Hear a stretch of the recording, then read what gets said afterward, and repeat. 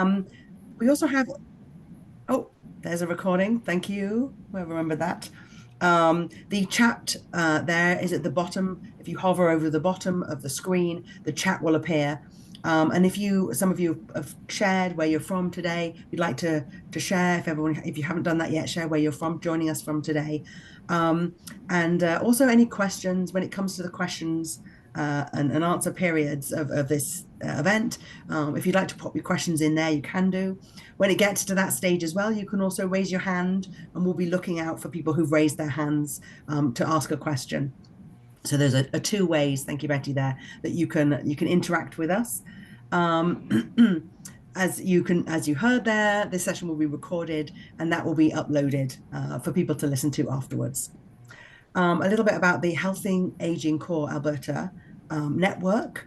It is a provincially coordinated learning platform designed to strengthen the sector and increase organizational and sector capacity through information sharing, training, mentoring, communities of practice, policy development, resource development, and collaboration. And Healthy Aging Alberta is a network of community allies for older adults, and our backbone organization is the United Way Calgary and area.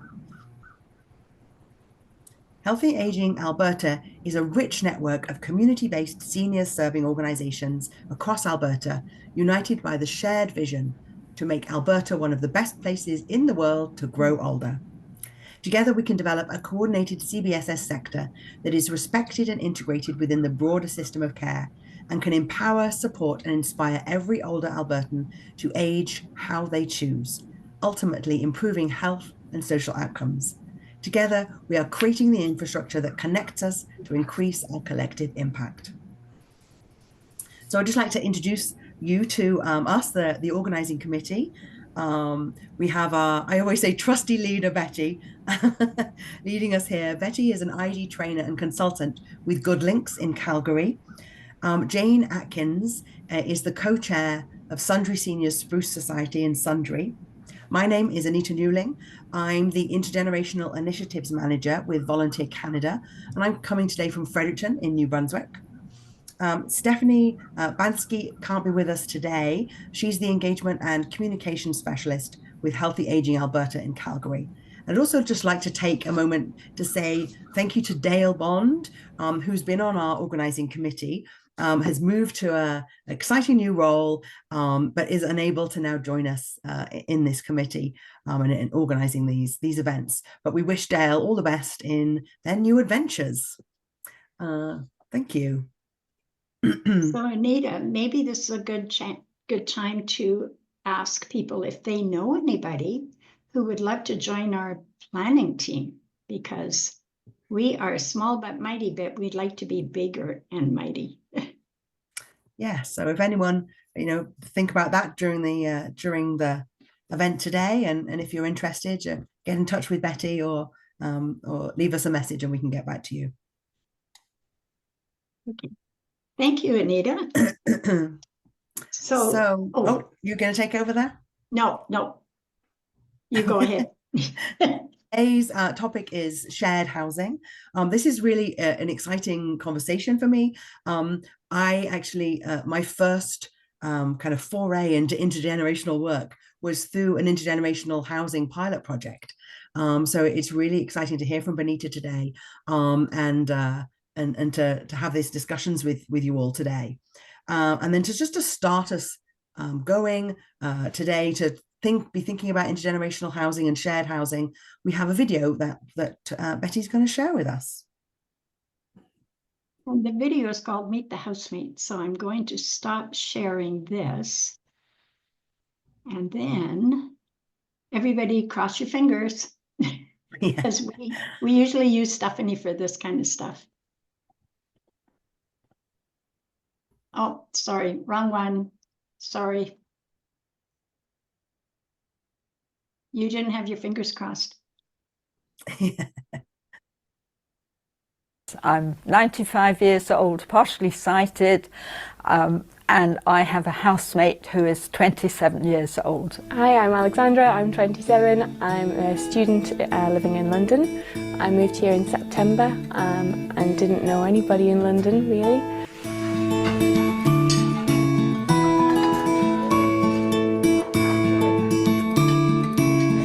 I wanted it because I was very lonely and because I think we all need companionship.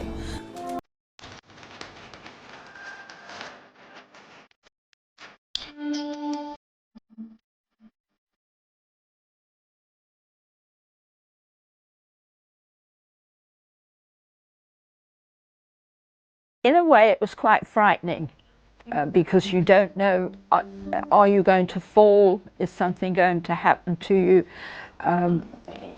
Also, you're bored to tears. You are used to leading an active life, and suddenly there is nothing. My husband had died. I'm a widow.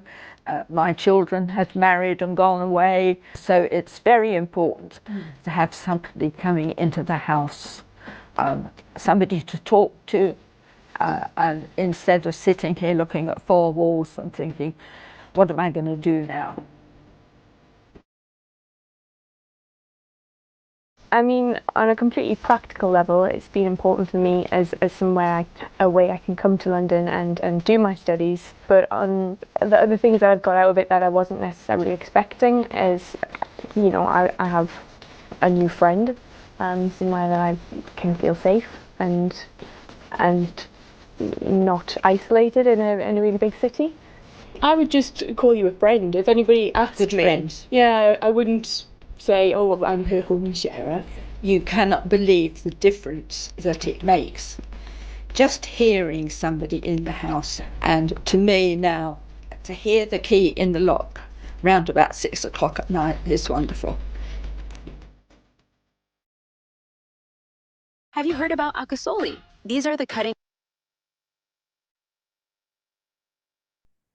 Okay, so that got us ready for Benita.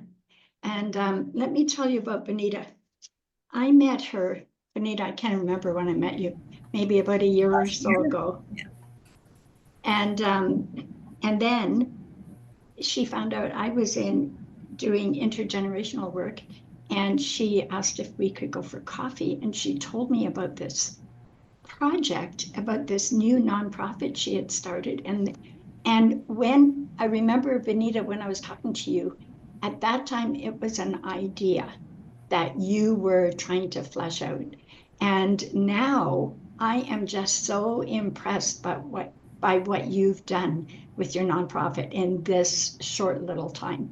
So let me just do a little formal introduction. Benita, you sent me a long one. I'll do a short one. And if there's anything else you want them to know about you, you can tell them. Okay, so Benita Paquette is the founder of Canadian Alliance for Intergenerational Living. It's a nonprofit organization that promotes and facilitates intergenerational living projects to connect post-secondary students with seniors residing in assisted living communities. So on that note, here we go. I'm going to share Benita's slides, and Benita, I'll let you take over. Okay. I will need your help, Betty, to move through the slides, but sure. Get them up there. Great. Thank you for having me, Betty. Yeah, I think we met about a year ago, last year, at Mount Royal University. There was an event, an intergenerational living or an intergenerational educational event, where there were seniors in attendance, as well as, I believe it was nursing students at MRU. And yes, when I happened to be sitting at the same table as Betty, I got very excited because I had started this nonprofit called Canadian Alliance for Intergenerational Living, or CALE for short, in about June 1st of 2023. So last June.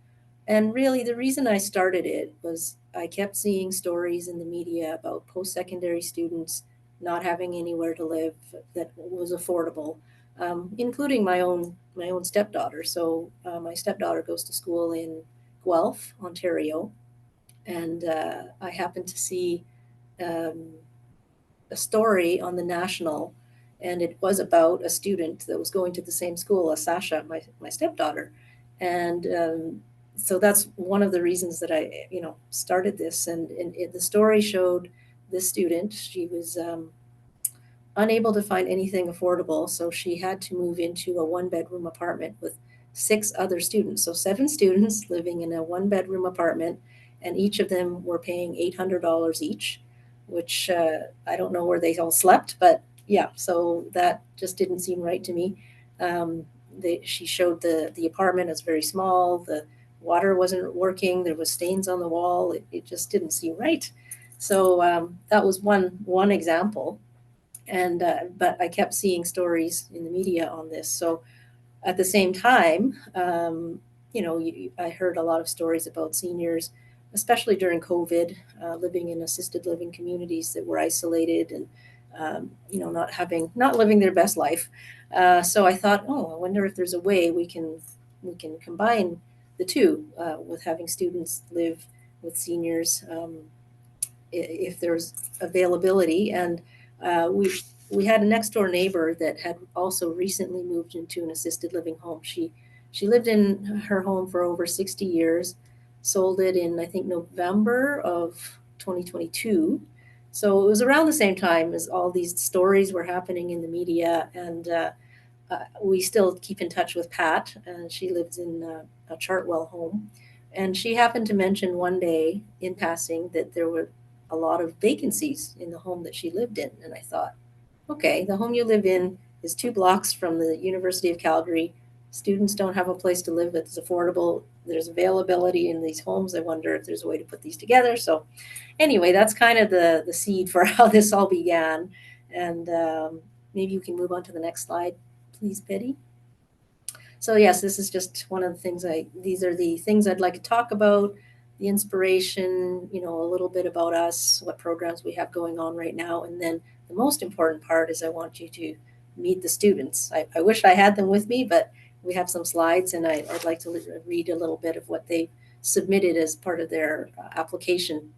So we can move on. So the inspiration, for seniors who find it increasingly difficult or impractical to age in place, supportive or assisted living is an alternative for them to consider.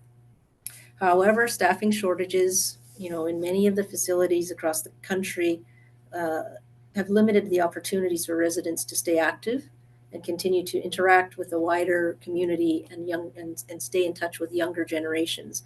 The staff that's there just, they're already limited in what they can do, so that they can't actually help engage with the seniors as much as they would like, I'm sure, and they can't also help the seniors to interact with the wider community. So, at the same time, there's a growing movement that I saw in support of intergenerational living around the world. You just saw one example, I believe that was in London. So projects in Europe, in the US, in Asia, recognizing that there's a need for a better solution to the existing senior care systems that involve intergenerational living. So, as I mentioned, at the same time, I kept seeing these stories about Canadian post-secondary students not having affordable housing options. At the time that I started the nonprofit, rents were around a 1-bedroom apartment in Calgary, which is where I'm located, was $1,632.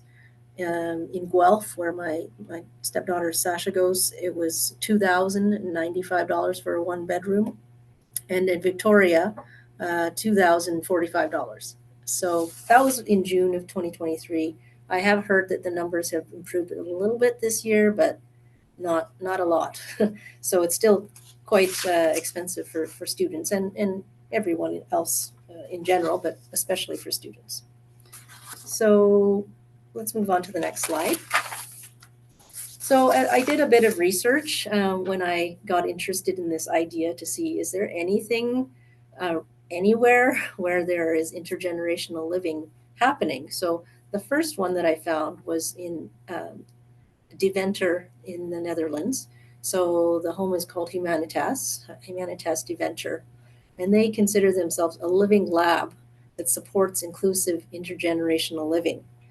I actually reached out to the CEO. Her name is Gia Sitkes, And she was extremely excited to share, what they've been doing for over 10 years now. She actually sent me a workbook on how to get this intergenerational ground. And so I read a little bit about what they're doing, and this is what they kind of advertise in their workbook. So when you step into a Humanitas Deventer nursing home, there are a few things you'll notice. It doesn't smell like a nursing home. Essential oils and ventilation ensure that the air is fresh and clean. It doesn't sound like a nursing home. You'll likely hear peals of laughter and animated conversations. It's not unusual to see a 20-year-old student racing an elderly resident in a wheelchair through the hallways, or gathering housemates together for a rousing game of beer pong. So at Humanitas Deventer, all of these things are surprisingly normal. So I was quite excited to hear about that. And I thought, okay, is there anything else? So I did find another one. If you can move to the next slide, Betty. There's a home in Cleveland, Ohio called Judson Manor. So I did a bit of research on them. There have been lifelong friendships forged at Judson Manor between what they call students. Their students are artists in residence, between those students and the residents of Judson Manor.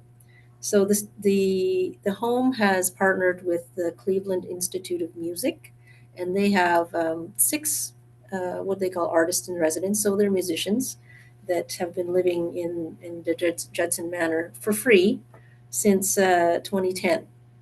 And the picture there is of a resident that was throwing a wedding reception for one of the former artists in residence who met her future husband there. So yes, it was quite heartwarming to hear. I did actually ask, and I failed to mention in the Deventer Humanitas Deventer, they also have 6 students living there.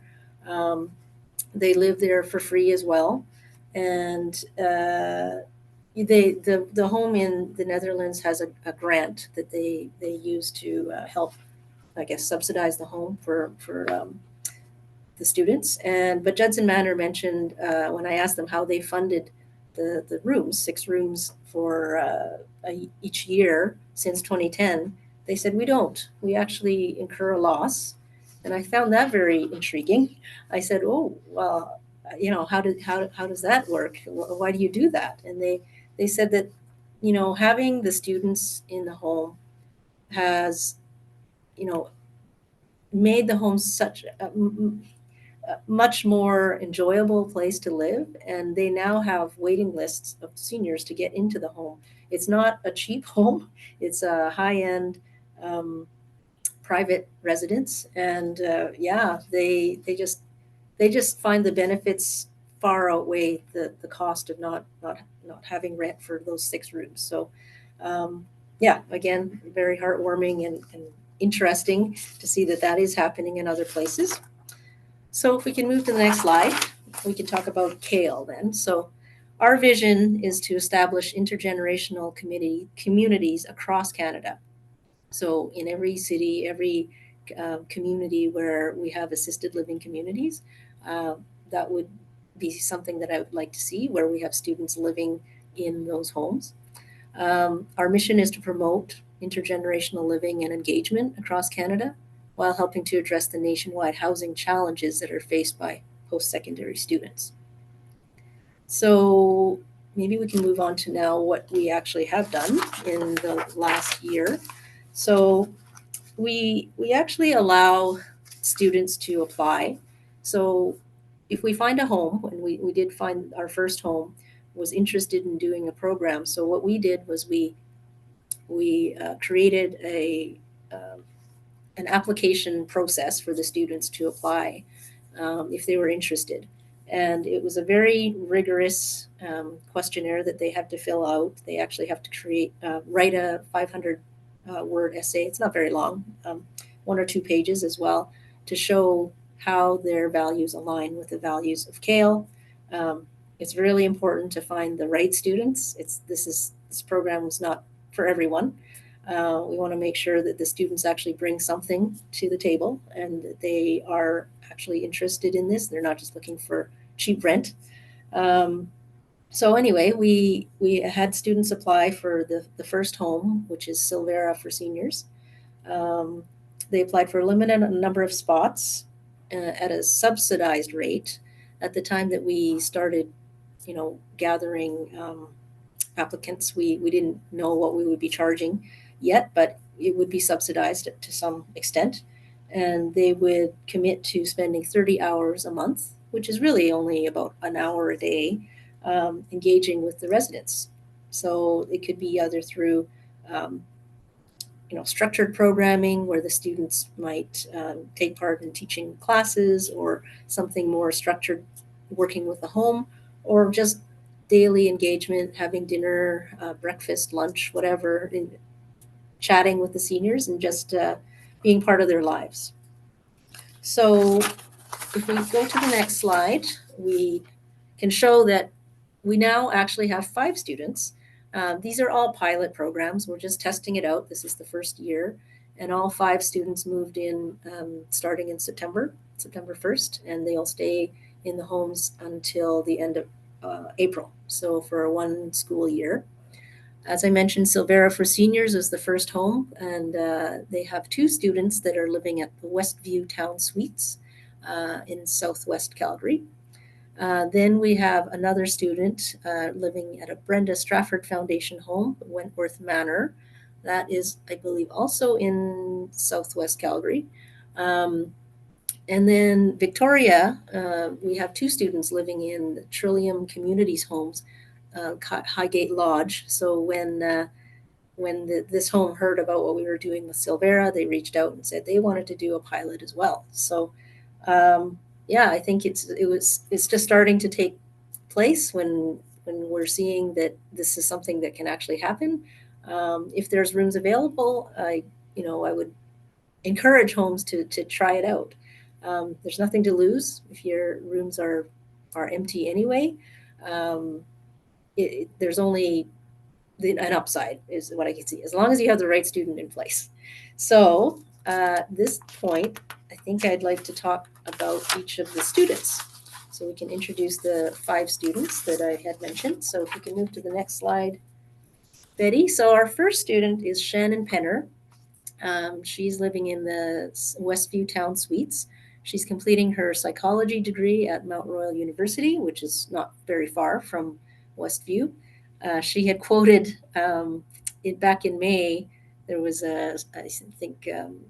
we had a kickoff event and there was some media in place, and this was a quote that she provided. I love it. I think it's going to be like a vacation, a permanent vacation for 8 months being in a hotel suite. I love that it's going to be my own space so I can study and do my volunteer hours and just focus on those 2 things while I'm here. So I wanted to give you a little bit of a flavor for, I mentioned the application process. So there's a questionnaire that they had to fill out. They had to show, what could they bring to the table? What did they think their unique skill sets are that they could benefit the seniors?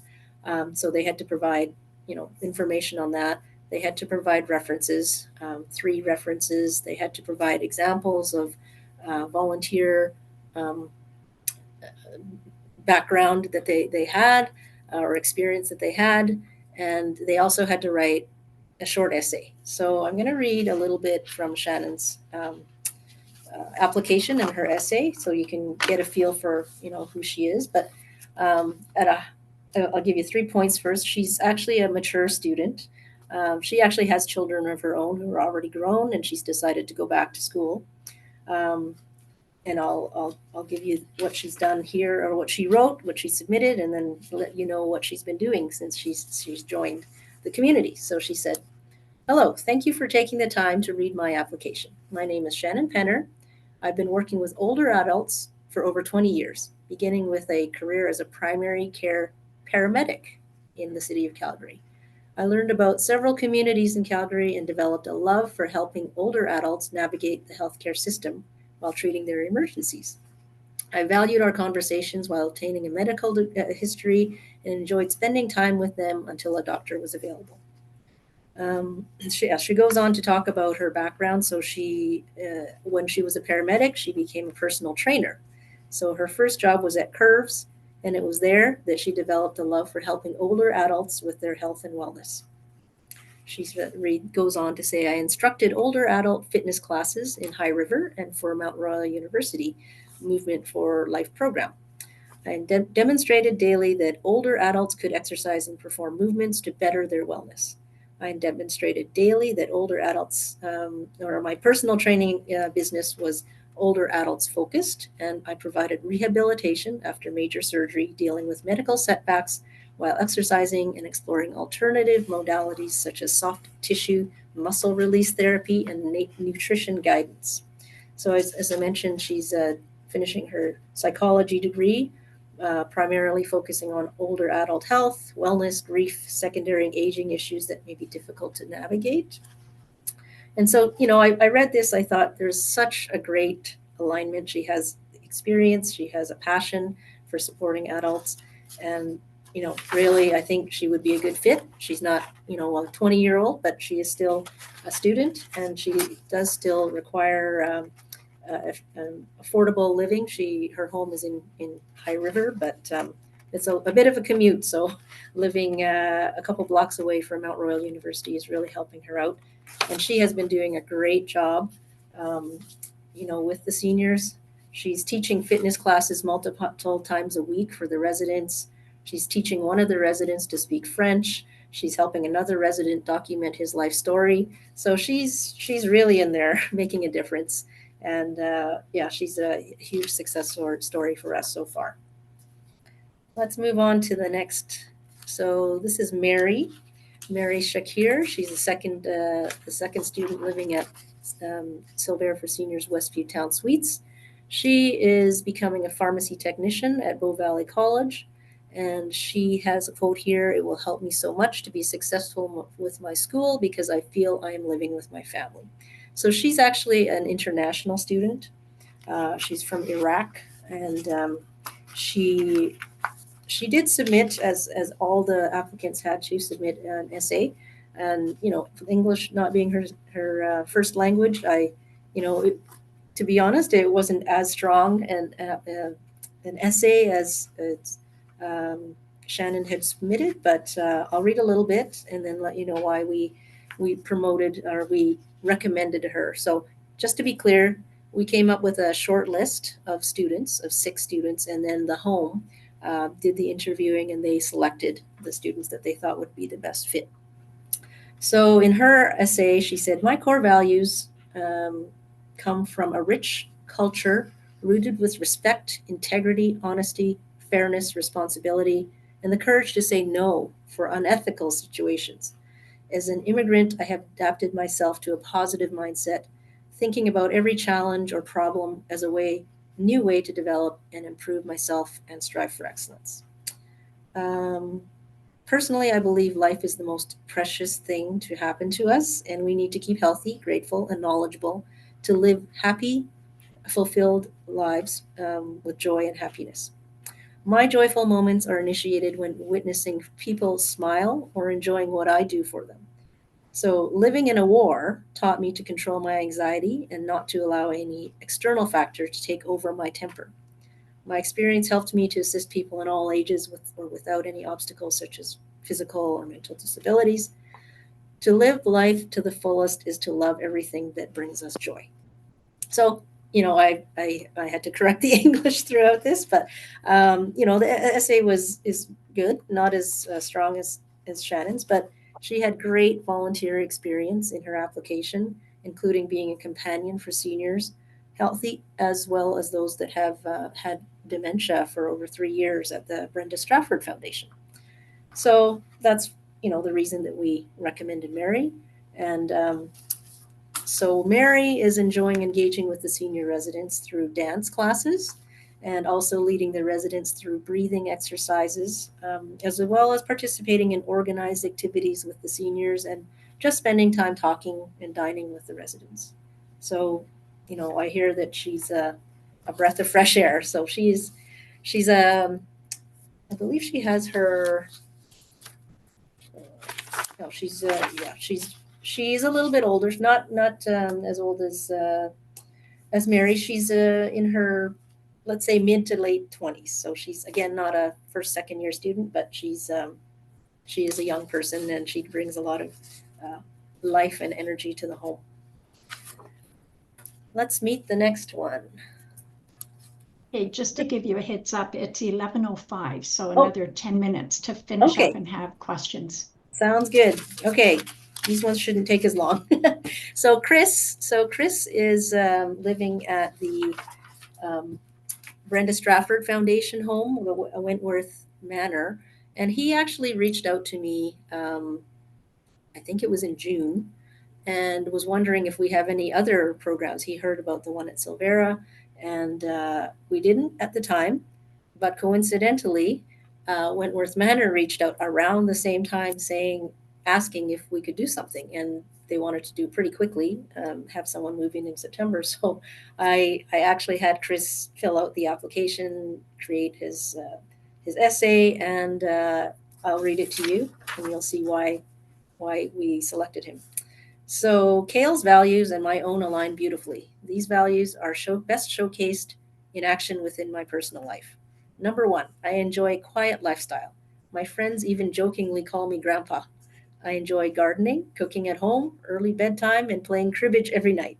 This has instilled in me from living with my grandparents and my parents in Nova Scotia, and I miss living in a more inclusive and a cooperative manner. So he goes on to talk a little bit about the volunteer experience with long-term care housing that he had done for several years, also actively volunteered at his local church. Um, he said that living in an environment that includes multiple generations is beneficial to all. Seniors can provide the youth with a different perspective of life from someone with decades of experience. As well, the youth can provide invigorating and fun energy within the environment. So it, again, sounded on paper, sounded great. We connected Chris with Wentworth Manor, and the rest is history. So he moved in on September 1st as well, and he's originally from South Africa, and he's having a great time organizing games and events for the seniors, including bingo, horseshoes, musical events, sewing club he's involved in, and also engaging with the residents during meal times, breakfast, lunch, and dinner, as his studies are actually online. So he's actually able to spend a lot of time with the residents. Okay, let's move on to the next one. We have 2 more. So these 2 are living in Victoria, the Highgate Lodge, Trillium Homes. So Diana is one of the students. She's from Colombia. She's doing her diploma in business administration, but she also has already got a master's in psychology.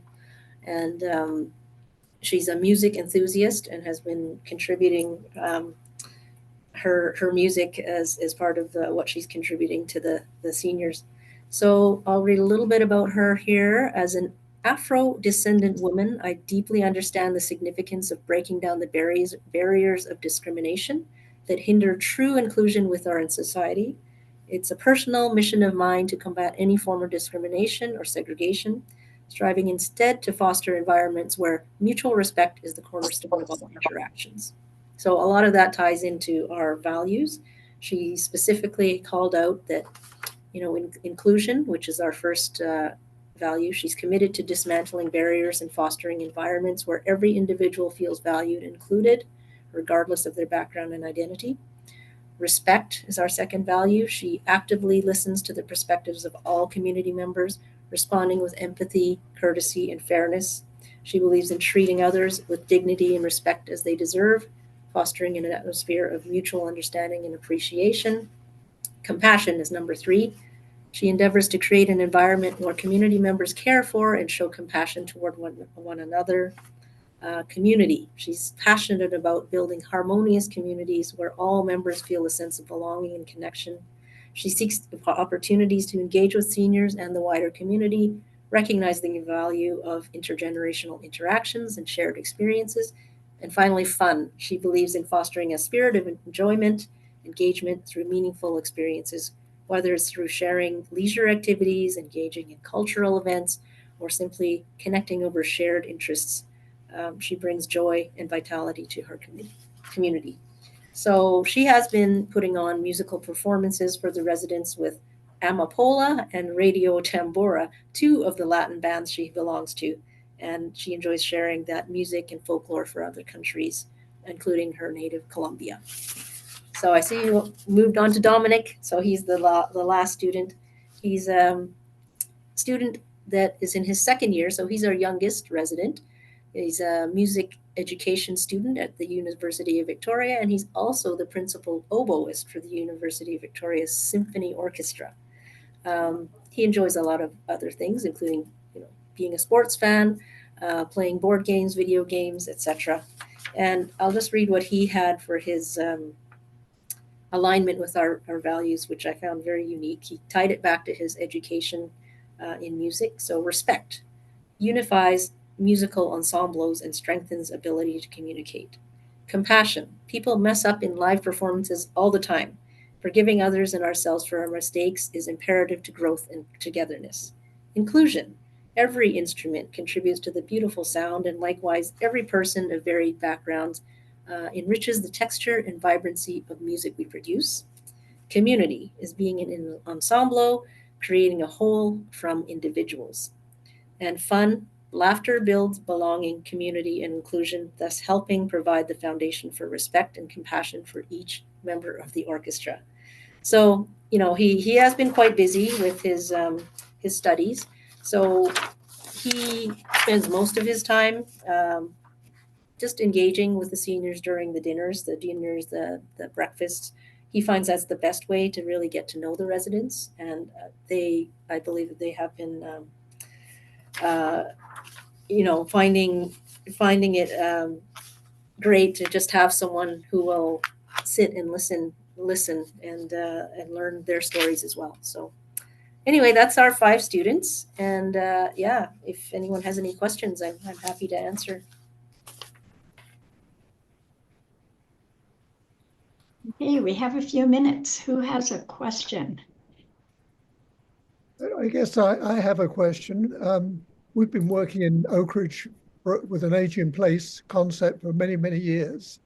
Haven't made the progress we'd like, but I've had the crazy idea of trying to finance a large house in the community, putting senior ladies, probably in the upper level in apartments, and like a dropping coffee place on the bottom. Oh, nice. From a planning view, it would drive the neighbors completely crazy.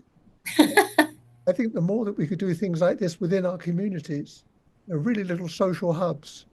Yes. Yeah. So Barry, what is your question? Well, I guess really, does that sound crazy? I don't think so. I love the idea. Well, now the question, of course, is trying to finance something like this, but I think more places like this, like people like ourselves who want to move out of our big house. Yeah. Maybe we do it with our house, but I just it's the community part that's the important part, right? Well, most of my work as an architect was trying to get low-cost housing, well-designed low-cost housing approved. So I'm not exactly a stranger to these, people even like the mustard seed and so on. So yeah. Yeah, love it. Thank you.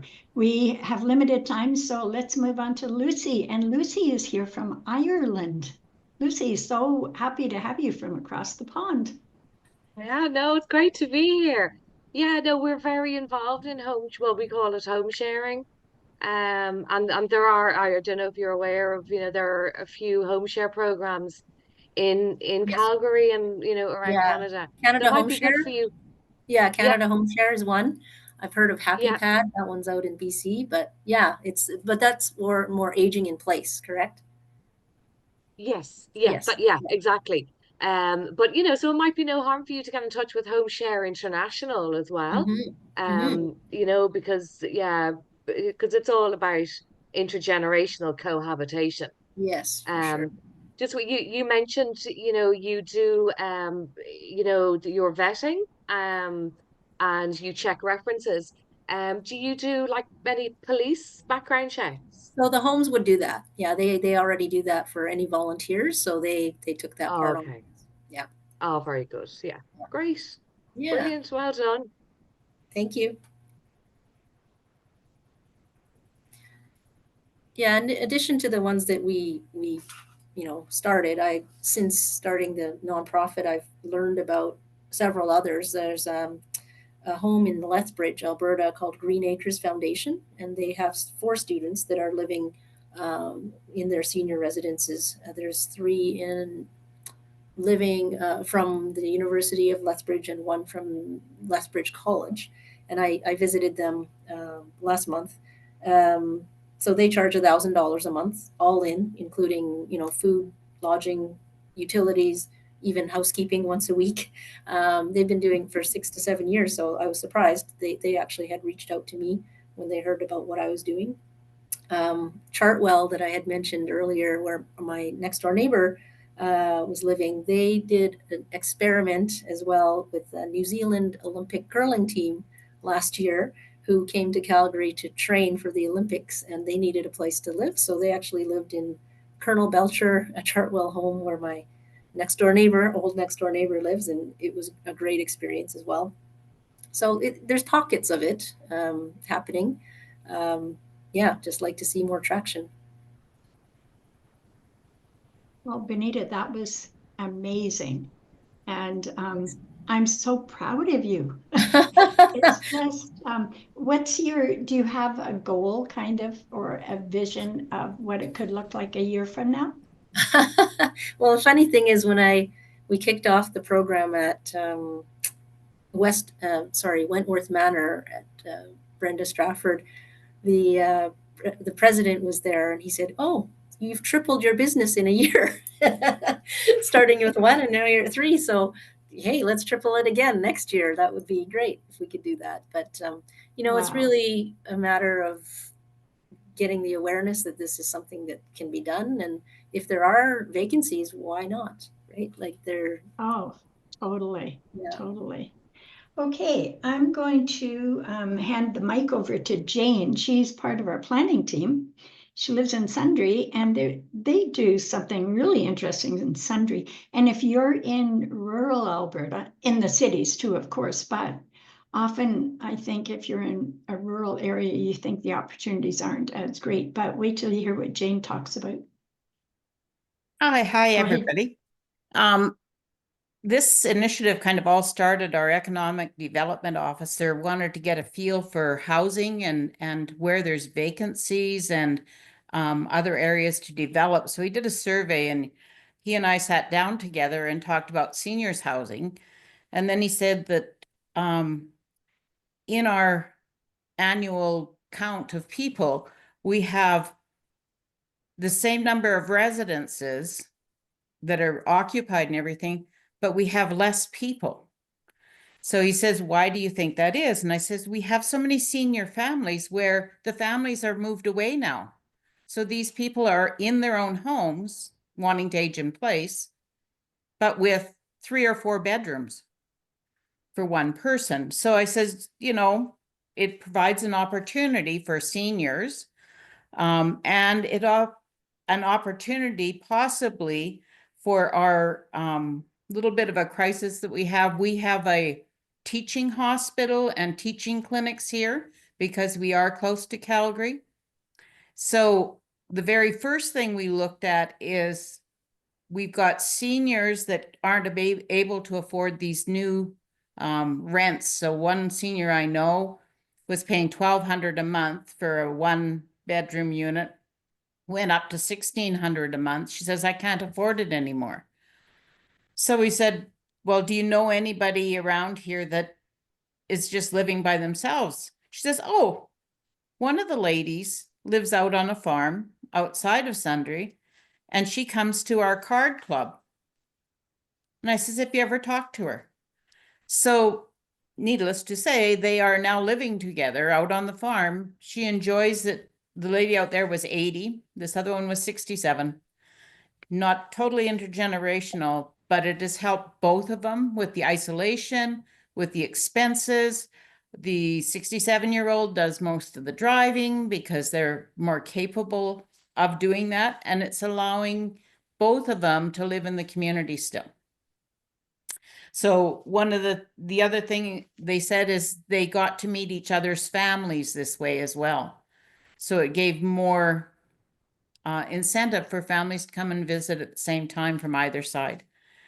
And the lady whose home it is, she says, I got to go on a holiday because she'd lost her spouse and everything. So she got to go on a holiday and didn't worry about the house and who was there.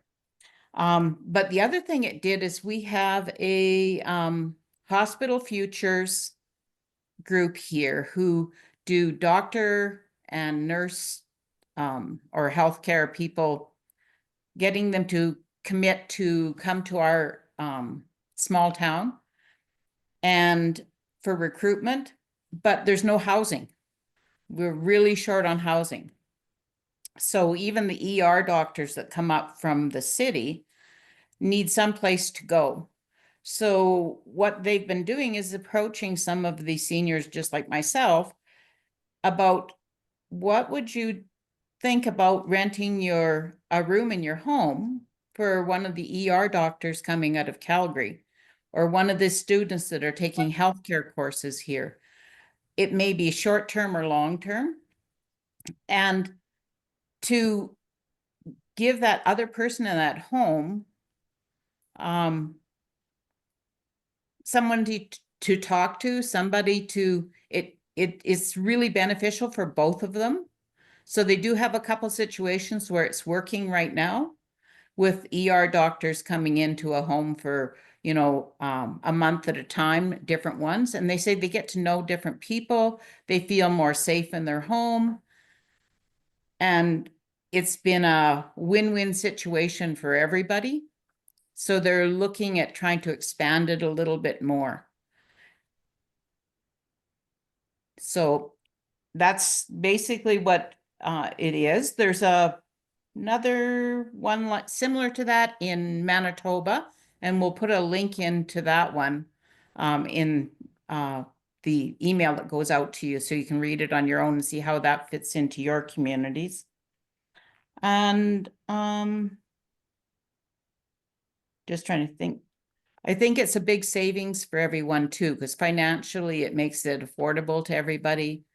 Shared cooking, shared costs that way. And a lot of the homes right here in town are close to the hospital because it's the older area of the community.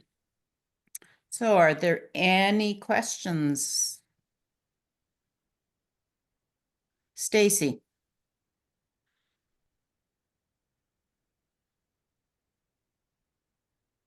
Got to unmute, please. Thank you. Sorry. Thanks for chatting about some of the rural experiences, because that's partly where I'm curious from, of just not having students in our community, but still having this housing crisis of trying to connect some of those things. I'm curious how you promoted it to the community of like, who has open rooms, who's willing? How do you almost convince people that that to share their space? Because I feel that there's some resistance in our community with that. There's resistance from some, but we have little coffee clutches around town, and we just go talk to them and kind of put it like, some of them said, I didn't know we could do that. Like they're thinking of it as you got to become the landlord and all of that kind of thing. So they're kind of, I didn't know we could do that. So it's supported by our town too. So if they phone up the town and say, you know, is that like a secondary suite or anything else? And they discuss it with them and really try and promote it rather than dissuade seniors from doing things with it. Great. So just word of mouth mainly. Okay, Lucy. Yeah, so look, in terms of how to persuade people, you know, we linked in with you know, the local hospitals, discharge planners, public health nurses, social workers, those kind of people. You know, but especially in the community, because everybody wants to stay at home. We have two different options, because some people, they might want a rental income, whereas other people, they might just want company, or they might want the reassurance that they're not living on their own, and that if there's a medical emergency in the middle of the night, that there's somebody there.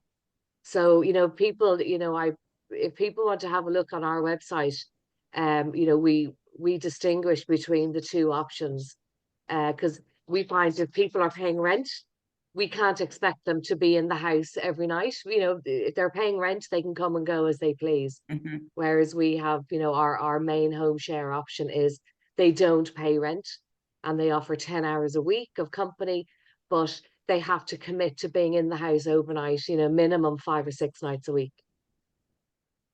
That's a really great thing. Another, yeah, but another good way, Stacey, maybe of trying to encourage some people to do it, some older people to do it, is by telling them or explaining to them, well, actually, by you offering free or cheaper accommodation, that younger person gets to save for a deposit for their own home. So if you didn't give them the accommodation, you are actually enabling them to buy their own forever home.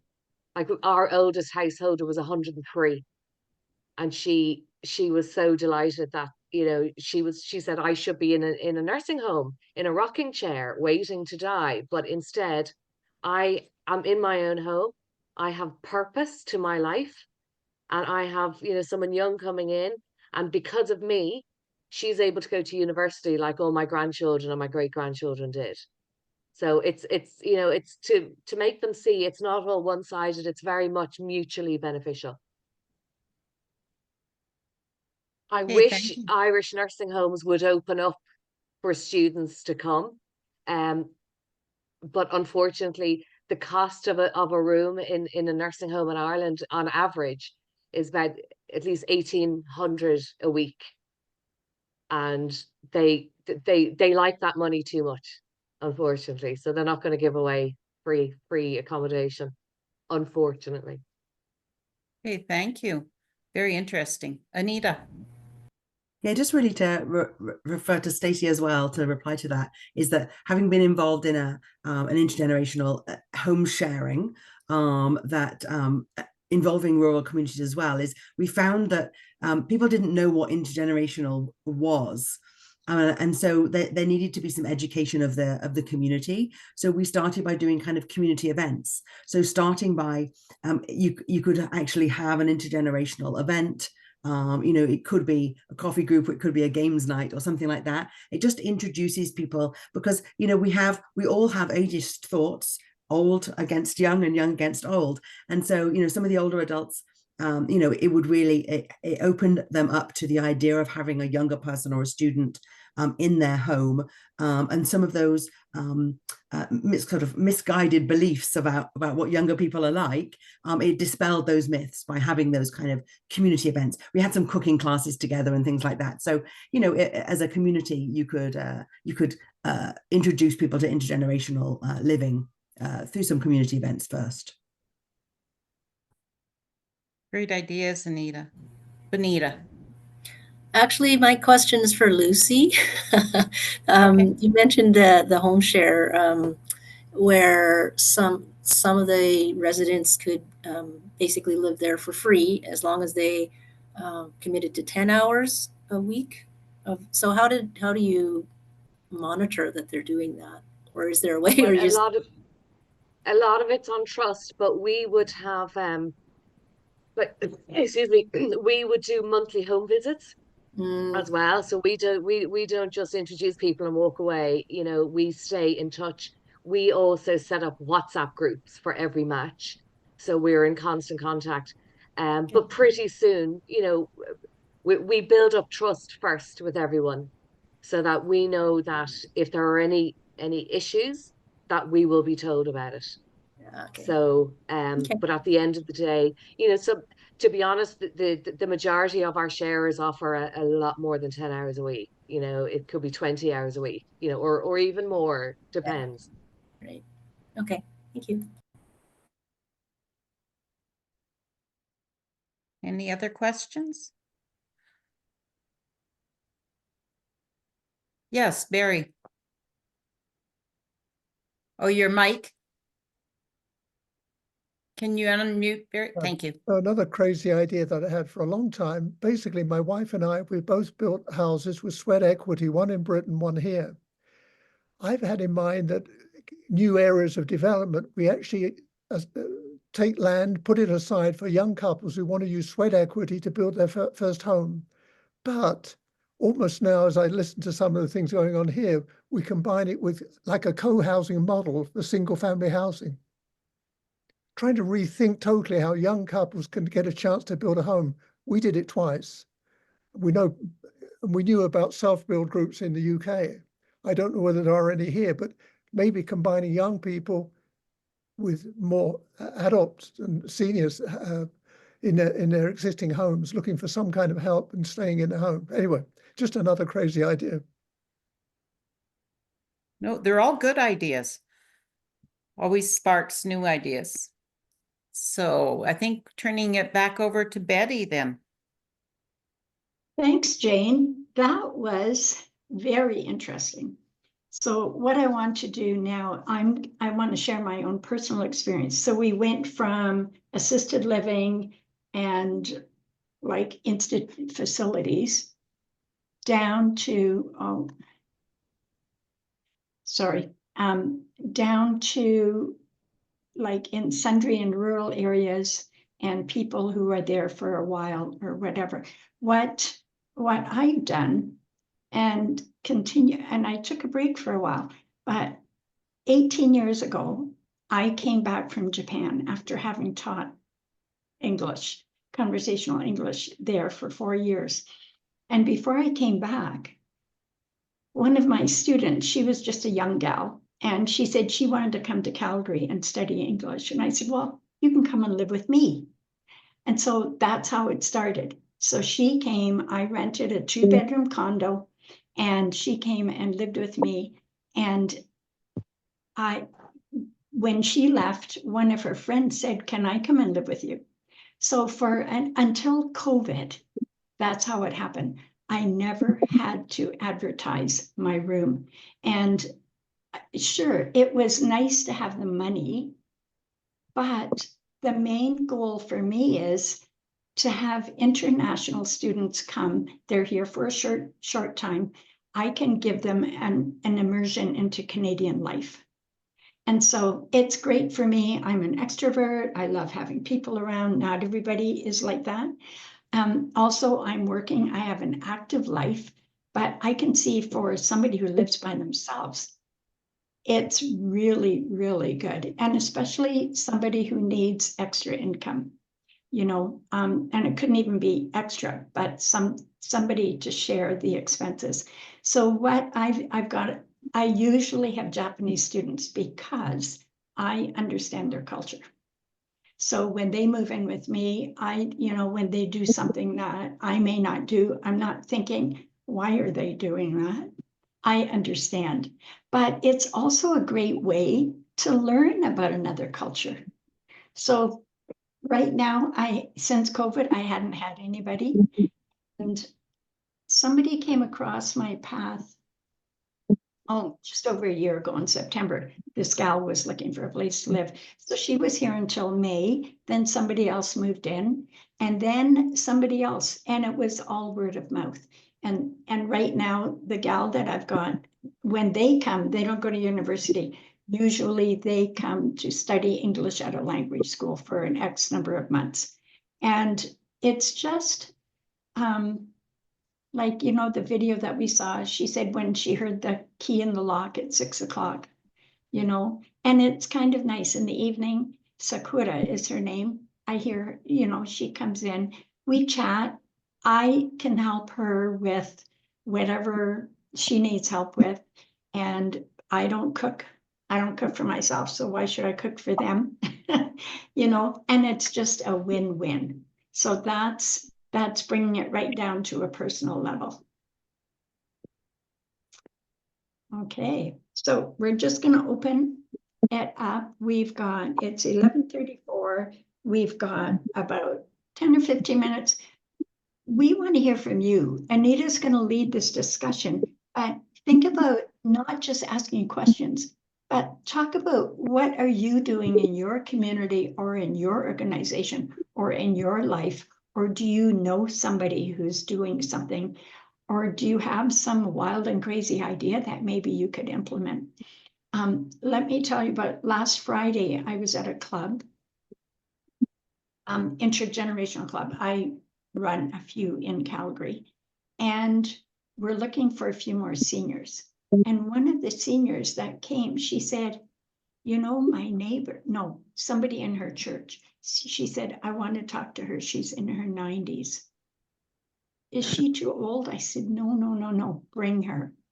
And so, sorry, I keep getting all these pop-ups and then I have to close them. So she said she was going to talk to her, but she said this woman in her 90s lives by herself in her own house. And she told me sometimes she's so lonely, she does baking just so she can take it to her neighbors and talk to somebody. So, you know, from an intergenerational perspective, isn't this great? We really do want to reach the isolated older adults out there. We don't want them to be lonely. And so, okay, Anita, take it away. I guess we're starting with Elizabeth. Yes, we'll just go around. If anyone has, like Betty says, anything that they want to share, just pop up your hand. That icon is at the bottom. If you want to just raise your hand, or if there's a quiet moment, you can jump right in. Yeah, we'll start with Elizabeth. I have a backyard suite, and the neighbors keep asking me if I'm going to rent it. But I'm a little bit hesitant because I have seen renters in the neighborhood who created a mess or a noise or did things they shouldn't have been doing, like burning things in the fire pit and smoking up my unit. But I need to know, my accountant told me if I rented my my backyard suite, which is wheelchair access, or rented my house, I would have to pay income tax on the rent. Now, I'm not concerned with the low income cutoff, which a lot of people might be if they were hoping to have a source of income. But I just am living alone as long as I can, shoveling my own snow. And I've got a corner lot with lots of sidewalk and a double driveway. I've been 5 years without a car. So I would kind of like to know in advance what would be involved in having a student either for part of a year or anyway. No, Lots and all of of those ideas. things need considering as well. I know that some people are worried about the changing to the property taxes. I don't know how it works. It's different in different provinces as well. But thinking about the income tax as well is definitely a consideration. And I think that's why it's good if it's something that you're interested in connecting with organizations. You know, like Benita may have some information about that. I know Canada Home Share that we've spoken about. Organizations that are already doing this have answers to those questions, you know, because they have it's set up already. You also using an organization like Canada Home Share is actually, you know, different than Benita's program is actually having young people in your home. They actually have a all automated, you know, system for applications and who you choose. They do all the credit and the criminal checks for you. So there is some sort of reassurance by using an organization like that. So because all those checks and measures are in place for you. And they would have the answers for your region to how it alters income tax and things like that. But definitely a consideration.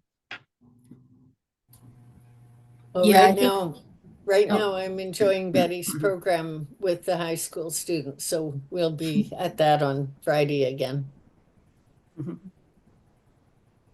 I was just going to say that, yeah, the program that I work with is more with the assisted living and supportive living communities. So, but I have had individual students as well as seniors reach out to me, and I've referred them to Canada Home Share. So, yeah, they're doing good work. Elizabeth, I saw something pop up from you, not in the chat. It was like a note, but it seems to have disappeared. Did you have something that you wanted to ask? There's two Elizabeth. Elizabeth Alke. Oh, the other Elizabeth, sorry. Information about sharing your home for people because the laws have changed.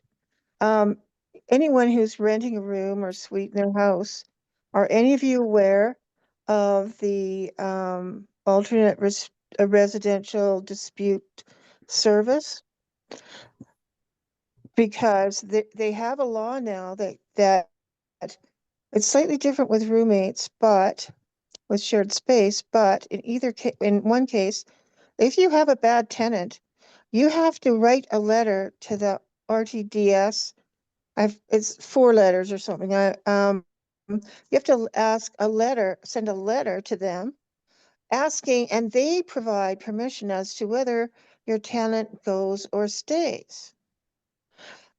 Now, I had a tenant who got long COVID, evicted me from my home, spiked my water bill, and I ended up paying, and she hired some kind of agent to harass me. And I had some construction that I'd scheduled and I had to do it. And the law has changed. If you're doing construction, you have to give a tenant a year's notice. I didn't have that. And we're talking with a person who became mentally ill. So I ended up paying her $1,400. And all that money went to her agent. And so I don't have a solution for this. I know that there's a housing crisis. You can't get a roommate with shared space. And if there's a problem between the two of you, you have to give them 14 days notice, and you may have to go to court to get rid of them. I think these laws are ridiculous. They don't take into consideration the safety of the homeowner lending space. And the other thing is that the city of Edmonton and Calgary applied for money to help people upgrade secondary suites, blah, blah, blah, blah, blah, blah. But Edmonton got half as much as Calgary and then cut off the program. I have a suite in my basement that I can't rent. So there's huge problems in policy between the housing crisis and regulations that make it very undesirable. Yeah, and that obviously is a very big challenge. And I'm not aware, being from New Brunswick, about personally about those kind of laws and the change to the laws there.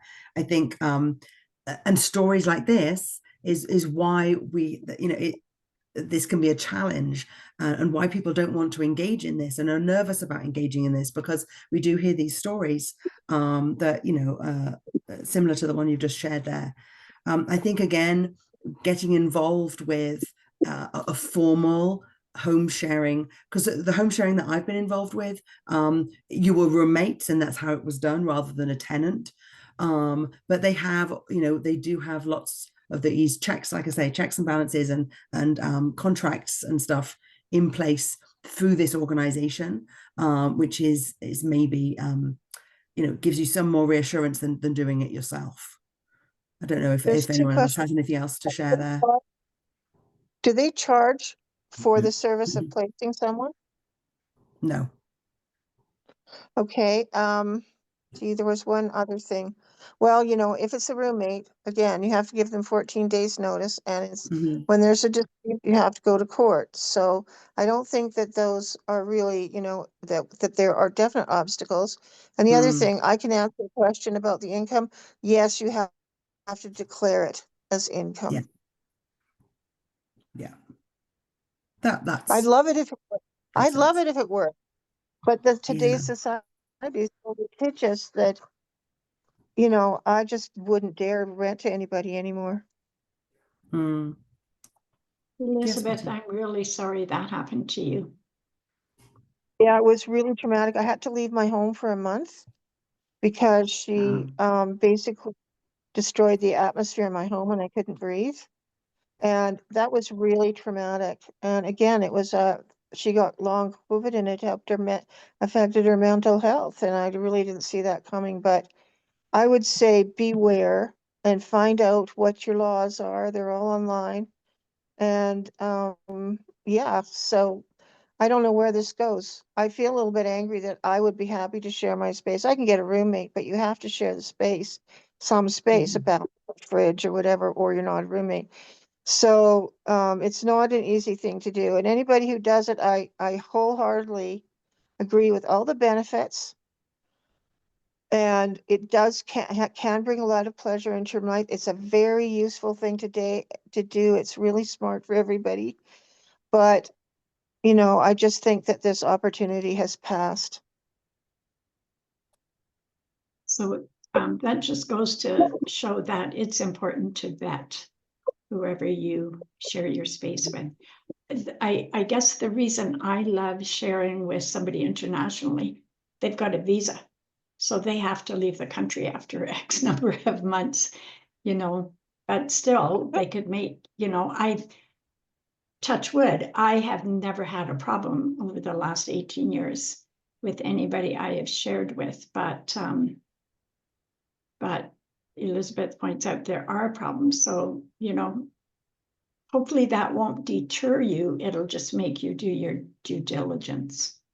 I have had really positive experience, but the last 4 years have not been good, culminating in last spring. And so I wish it was easier for people.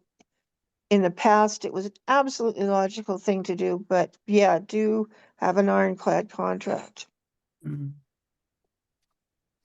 Thank you, Elizabeth. Thank you for sharing that with us. Yeah. Has anybody else had any other experiences in their communities, or can see where it might work in their communities? Sorry, I don't have the raised hand function. Okay.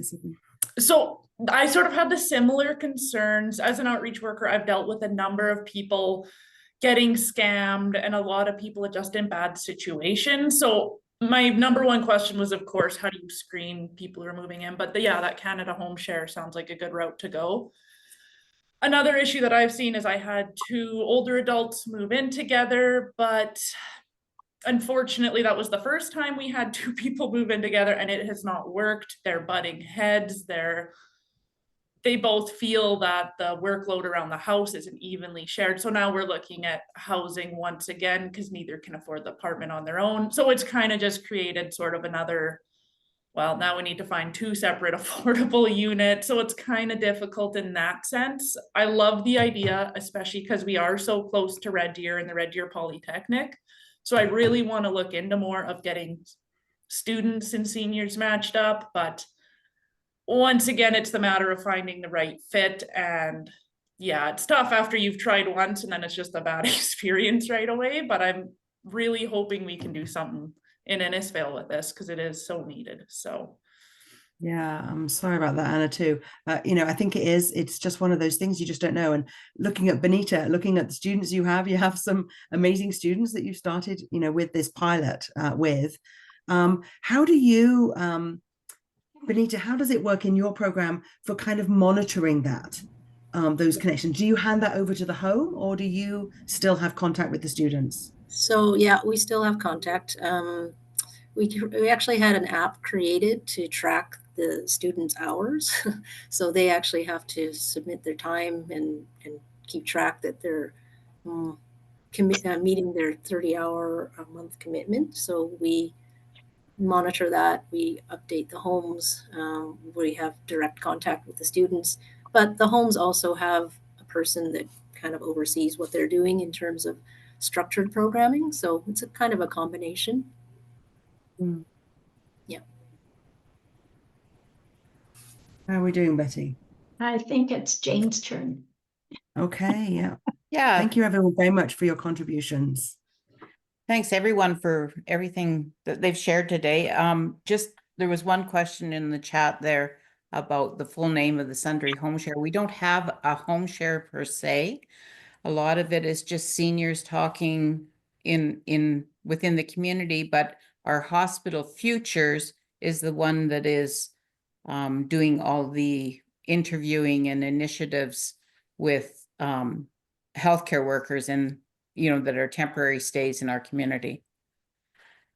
So on that vein, if you aren't part of Intergenerational, our core group, we would like you to consider joining it on the core platform.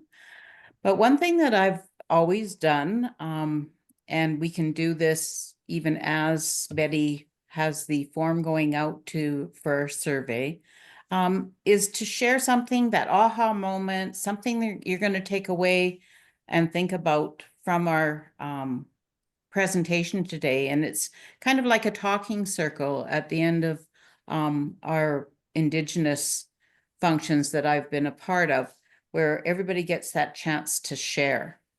So I'd kind of like to do that right now. I'm just going to call your name and I'll get you to unmute and just share something that's an aha moment that you've had during this presentation. So I'll start with Sharon.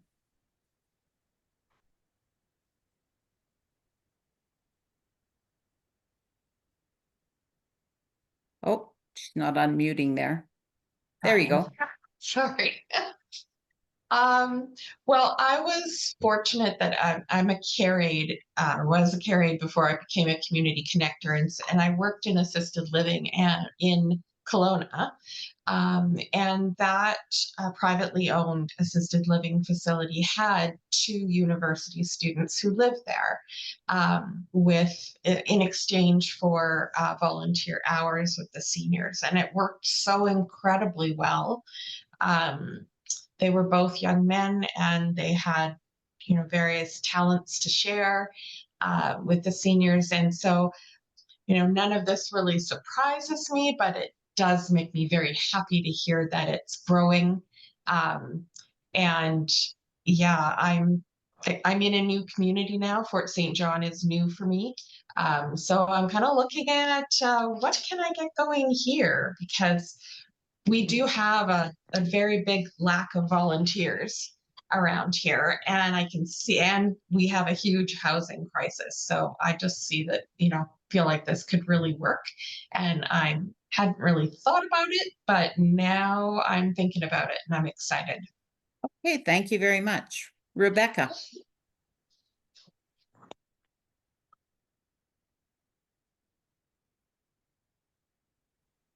Okay, while we're waiting for Rebecca, we're kind of getting close to the end time. So keep it down to a word or a phrase or one sentence. Yeah, or if you feel like it, could you put it in the chat for us? Mm-hmm.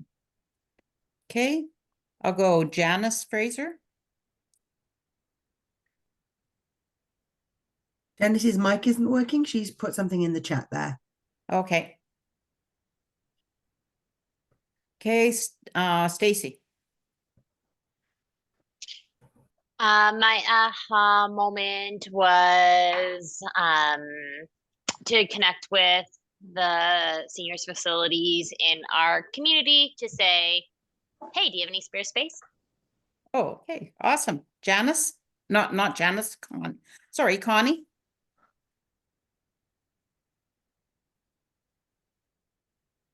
Okay, well. I think a lot of people have had to go to the bathroom suddenly. Yeah, Christina.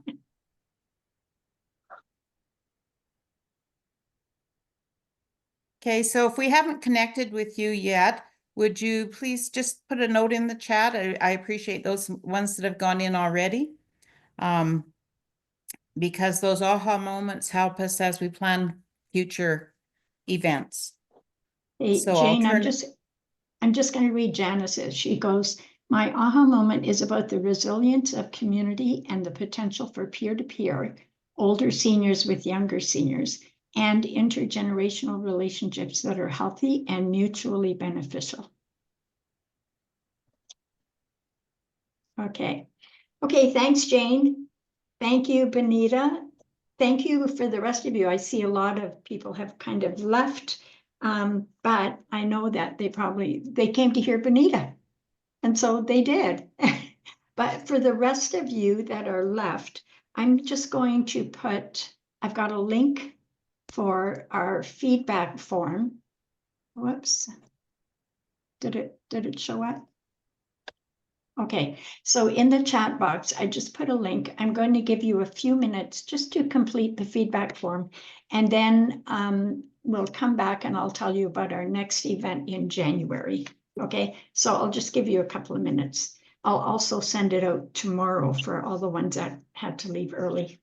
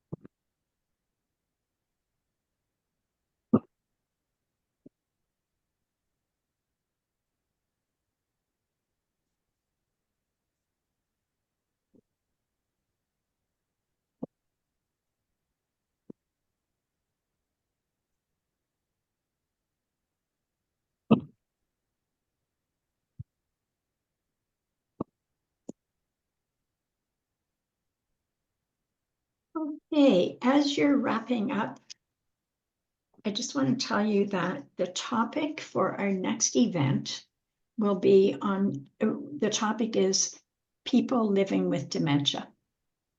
So mark your calendar, Tuesday, January 21st, 10:30 Alberta time.